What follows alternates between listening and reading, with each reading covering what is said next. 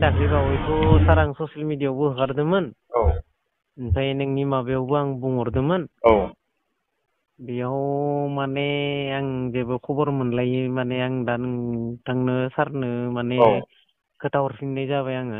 औ औ बेखौ माने आं दासिमबो खबर मोनाखै नालाय। औ औ सारा एसे माबानानै औ खालामफिनना होदो। औ औ बबेयाव दं बबेयाव गैया बेखौ जेनेबा आं रिकुवेस्ट खालामफिनदों। औ मानसिया बाव दंमारो बाव गैया औ आं दासिमबो खबर मोनाखै बिनावथ' जेबो प्रुफआनो गैया। औ मानसिया खिन्थु जुमाय फेदोंमोन। औ औ ओमफ्राय दा ओरैनो मानसिया न'आव थांगोन थाङाखै गावनि न'आव?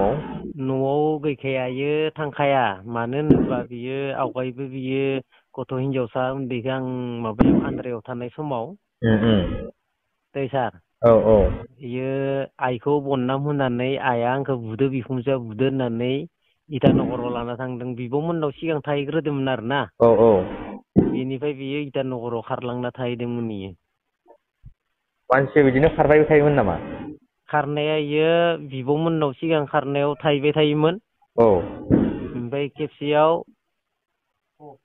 गहपुराव थाहैबाय गहपुरनिफ्राय आरो लाना फैलायबाय आरो सेकेन्ड बाराव इटानगराव थांबाय इयो इटानगराव बिब'मोना लांनानै बेखौ फानहैनाय रखम जाहैदोंमोन। अ अ बेनिफ्राय गावनो आंखौ फन खालामबाय।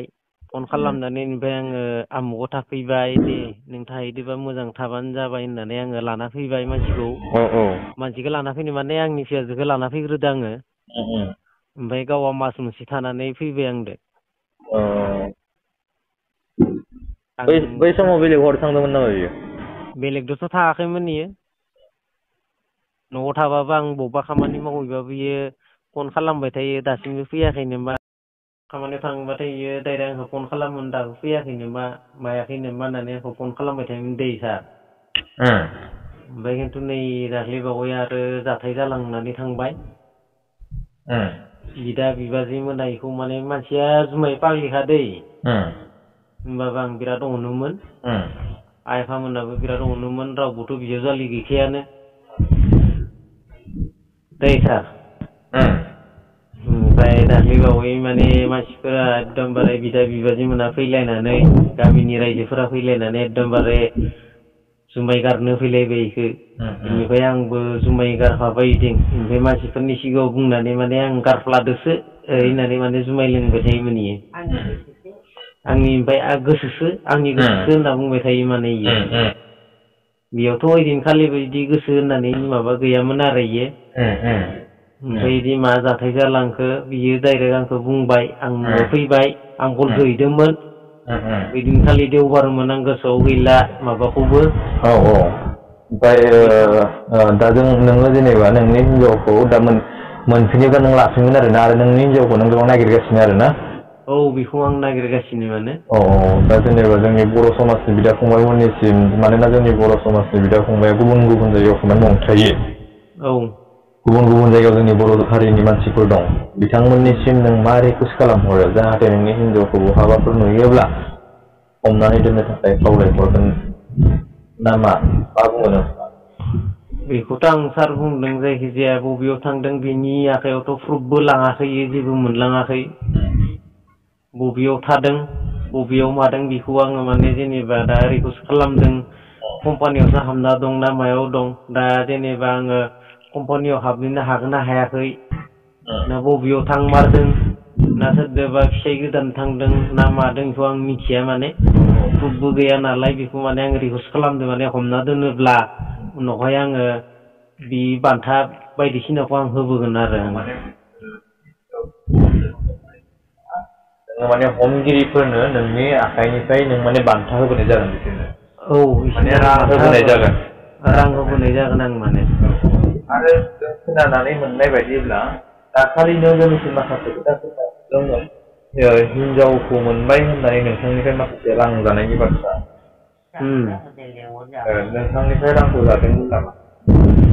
आंनिफ्राय रांखौ जादों बियो। औ बै बे हौवा मानसिया मानसि औ हौवा मानसिया बेखौ आङो फुङावनो सिखारग्रो माने आंखौ बुंहरबाय बे बिथाङा।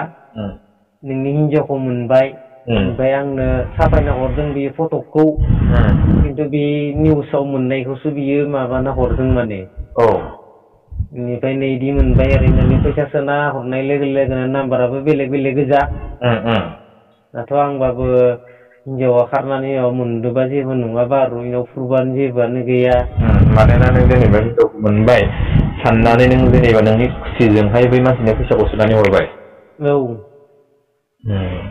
बिदि हरदोंमोन दा बिनाव आं फन खालामो दहाय फन खालामदोंमोन दहाय नांदोंमोन ओमफ्राय सुइस अफ जादों माने दहाय आं बे मोनसे खोथाखौ जोंनि बर' समाजनि गासैनिसिमबो आं मोनसे खावलायहरनाय जायनि न'खरनि मानसि गोमादों बिथांमोननि न'खराबो जाहाथे सांग्रां जागोन बेफोरबायदि सोरबा थगायनानै मानसिखौ मोनबाय बायदिसिना बुंनानै रां बिहरोब्ला मालाबाबो बिथांमोनाबो जाहाथे हरा आरो नोंथां बायदि जाहाथे बेफोरबायदि फसिनाङाथो मानोना जानाङाथो बे खेनसेखौ आं बयनिसिमबो रिकुवेस्ट खालामहरनाय थाबाय आरो नोंथांनि बिसि संगिता बसुमतारीखौ जोंनि बर' समाजनि बिदा फंबाया बहाबाफोर नुयोब्ला जाहाथे हमनानै दोनगोन आरो हमना दोननानै न'फारसे फोरमायहरगोन न'फारसे फोरमायनानै जाय बिथांमोन मोनगिरि बिथांमोन माने बान्था होनाय जागोन आरो नोंथाङा दा नोंथांनि हिनजावनि फारसे माबाफोर बुंबावनो गोसो दं नामा आं बेखौ बुंथ'लायला सार जायखिजाया मानसिखौ मोनग्रोबानो उनावहाय बिनाव आं डिटेल्सखौ सोंजोबनोसै माने जेनेबा नोंथांनि साननाय बादिब्ला जेनेबा बिथाङा नोंथांखौ गारनो गोसो दंथारोब्लाबो माने रायलाय होनलाय मोनसे समाधान जानानै नोंथाङा बिथांनि गोसोखौ फुरा खालामगोन आरो ना औ बिदि खालामगोन आं औ बेयो बुङोमोन बेयो आंदो सिगांगौ माने नों सानसेबाबो आं नोंजों थाया होननानै बुङोमोन बेयो आंदो बेखौ माने होनबाबो आङो माने आं जेब्ला आं हाबा खालामदोंमोन आरो गथ' गथाय मोनलांबाय हाबा जानानै रायजो राजा लानानै हाबा खालामदोंमोन बेखौ माने आं बिनाव सोंसुमनानै बेनि खाफालनि सिन्दुरखौ माने आं खोमोरनो होननानै आङो राजि माबादो आरो बिदि रायलायगोन माने आङो माने नोंथाङा बिनि साननायखौ फुरा खालामगोन आरो ना बेनि खाफालनि सिन्दुरखौ आं खोमोरनो मोनबासो आंना सान्थिया गोजोनगोन आरो जाहाथे नोंथांनि बिसि अनसुलि बिसि संगिता बसुमतारीया सादोरसा बसुमतारीखौ गारथारनोब्ला जाहाथे नोंथाङा न' फारसे फैनानै बिथांजों फाथैलाय बिसिनानै थांगोन बेनि गामिनि जायगायाबो गगामुग जयपुर बेनि गामियाबो गगामुग जयपुर गामिनि आं बेनिफ्रायबो मोनसे रिकुवेस्ट खालामो गगामुग गामिनि जयपुर गामिनि जोंनि बर' समाजनि रायजो राजा नोंथांमोन बिथांनि न'खराव जाहाथे संगिता बसुमतारीखौ नुयोब्ला बिथांनि न'खराव फोरमायहरगोन बिथांनि न'खराव थाहैबायदोंब्लाबो बिथांनि न'खराव फोरमायहरगोन बेनिफ्राय नोंथांनि नामा मामोन आरो हिनजावनि नामा मामोन ओजोंहाय बिसोरखौ संगिता होननानै मिथिगोन ना मिथियामोन बेखौ आं मिथिया आंनि न'आव फैनानैसो बियो संगिता होननानै बुंदों खिन्थु दरले मोसाहारि ओमफ्राय नोंनि नामा आंनि नामा सादोरसायानो आंनि माबायाव थानाय माखासेखौ आं बुंहरदों ओमफ्राय नोंनि जेनेबा एड्रेसा आंनिया धेमाजि गोलैयो ओमफ्राय नै सिमिनसापरि उलुसापरि जायगाया उलुसापरि गामि सिमिनसापरि सानजारि नोगोर सिमिनसापरि उलुसापरि गामिनि थाना सिमिनसापरि जागोन आं बेखौ बुंनानै होगोन जायखिजाया नोंथाङा नोंथांनि बिसिनि फट'खौ आरो नोंनि फट'खौ हरबानो जाबाय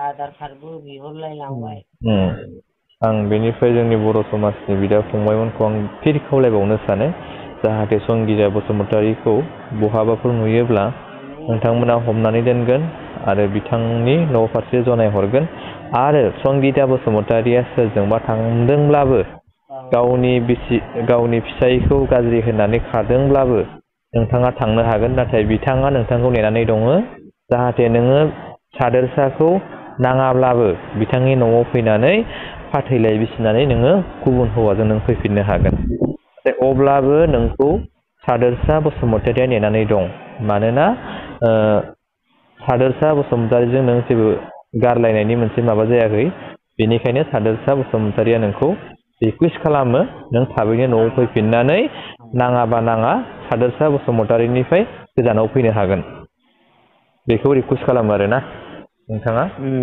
औ सार बेनिफ्राय आं बुंनो नागिरदोंमोन ना सार औ बेयाव थालांदों माने औ जायखिजाया बेखौ आङो माने आं आरो माने ससियेल मिडिया मोनसे लाबावनो नागिरदों माने नैबेयाव नोंथांनि माबायाव सारनि माबायाव जुदि खबर मोनलाबा ससियेल मिडिया मोनसे आङो लाबावनो नागिरदों मानो होनोब्ला आंनिजों दासिमबो खबर गैया माने नैबेयाव आङो बुंनो नागिरदों ससियेल मिडियायाव आंहा बिदि आं दासिमबो खबर गैला आं ससियेल मिडियायाव हगारनो नागिरदों फाथैलाय बिसिनाय जाबाय आंहा खिन्थु आंखौ उनावहाय फैनानै डिस्टार्ब खालामफैनो हानाय नङा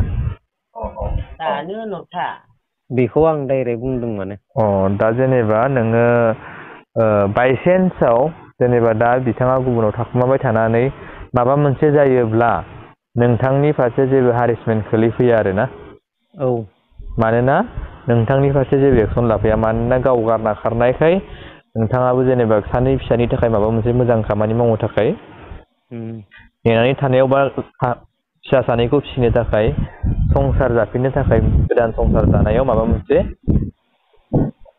हेंथा होफैयो आरो जाहाथे ना औ माने आङो खबर मोनाखै नालाय सार ससियेल मिडियायाव माने आं हगारनो हाखासिगोन आङो आं बेजों दासिमबो खबर मोनाखै बेखौनो आं बुंनो नागिरदों बेखौ खबर मोनाखै नालाय आंना बेनो फाथैलाय बिसिनाय जाबाय होननानै आं माने बुंगोन आरो आं ससियेल मिडिया गेजेराव ओमफ्राय थानायाव एजारफोर होआखैमोन नामा आं थानायावबो बेखौ होलायला सार जायखिजाया ससियेल मिडियायावनो नुखासिगोन दे सार माने बेखौ आं फाथैलाय बिसिनाय जाखाबाय ओरै होननानै आङो माने डाइरेक्ट रिकुवेस्ट होगोन ओमफ्राय बै ससियेल मिडियायाव मा जादों मा जायाखै माने डिटेल्सखौ आं सेस खोथा हरजोबसिगोन माने दे जागोन दे अब्ला अबेयाव थांनानै अबेयाव मानानै मा जादों गथ' गथाय आं गैयि समावबो बियो इटानगराव थांदोंमोन फिसाजो उन्दैखौ लानानै ओमफ्राय बिसोरनि डिटेल खोथा माबाखौबो फन नाम्बार बायदिसिनाया दं आंनो सोर खोथा हरदों सोर खोथा हराखै बेखौ आङो फिसाजोखौ लाबोनायनि उनाव आंनो खोथा हरजोब्बाय माने बेखौ माने नै दाख्लैबावै आङो सोंहरदोंमोन जोंहा थांफिनदोंमोन नामा बेखौ सोंदोंमोन बेखौ माने इटानगराव बेखौ फैयोब्ला माने दानथारनोसो ओंखारदों माने